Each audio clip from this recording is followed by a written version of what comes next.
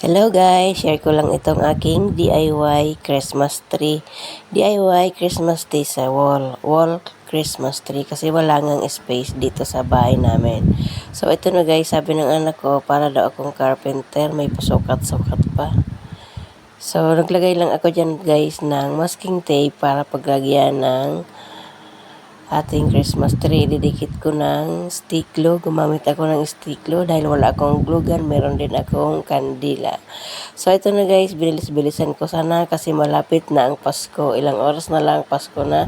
Hinabol ko na lang itong aking wall Christmas tree kaysa bibili pa. So ito guys ay aking recycle. Halos 3 years ko nang ginagamit itong mga pang dekorasyon na kulay green. Pati na rin ang mga bulaklak. So, ang bago lang dito guys ay ang Christmas light. So, yung binili kong Christmas light ay halagang 200 pesos. So, ito na guys, ang aking wall Christmas tree. Merry Christmas everyone! At kinagabihan guys, naglagay na rin ako ng angpaw na merong mga, syempre, para sa mga bata. So, maliit lang yan guys. Thank you for watching!